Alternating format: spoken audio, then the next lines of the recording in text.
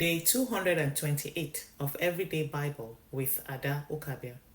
Jeremiah chapter 32, 33, and 34. As we continue to connect within the inside Bible with the real life challenges we will face every day, I want to make you just imagine this one. You dey inside town, where they under attack. Everything around you be like say it won't fall apart, and God they tell you say, my brother, my sister, buy land. Ha! Jeremiah dey inside prison. The people of Babylon, they just close in on Jerusalem. This one will be the worst time in history to invest in landed property or real estate. But God tell him, say, make he buy land from his own cousin. Well, he they listen to God. That's why he count money. He call witnesses. He signed the deed.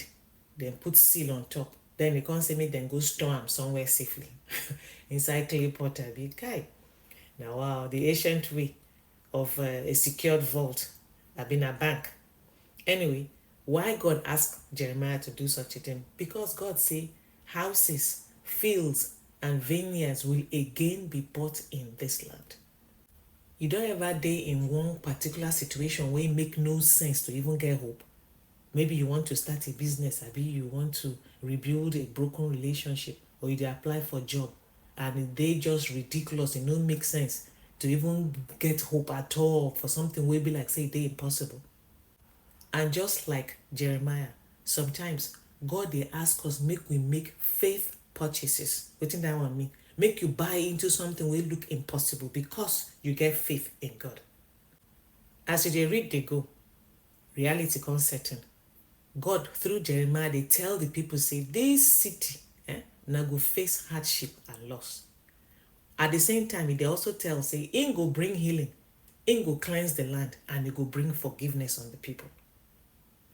God make covenant, and that covenant, they unshakable. He no go break that covenant. David will never fail to have a man to sit on the throne of Israel. Now, the promise we God make. He they keep him promise, even when everything around us or around you be like say, hope no deal.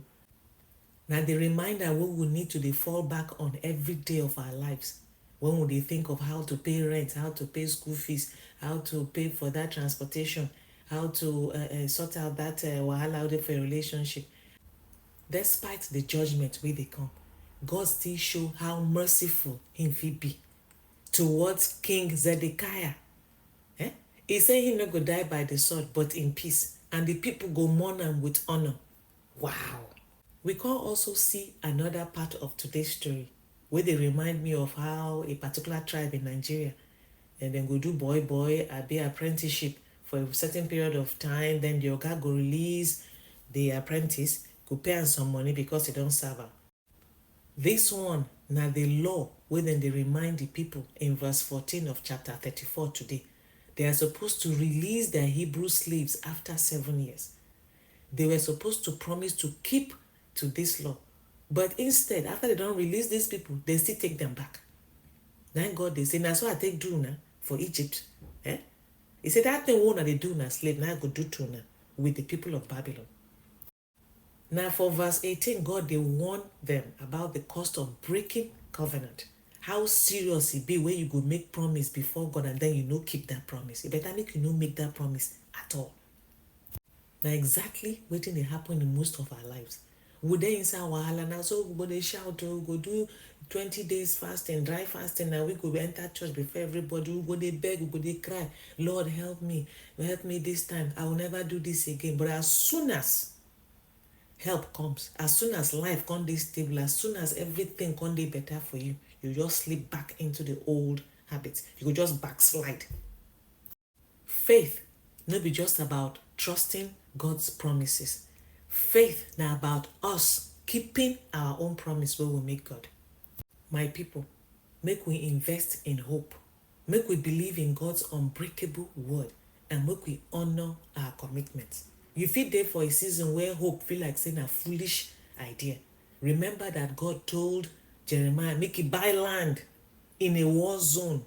Now the same God will tell that one to Jeremiah, and I go see you beyond whatever crisis you go through at this time.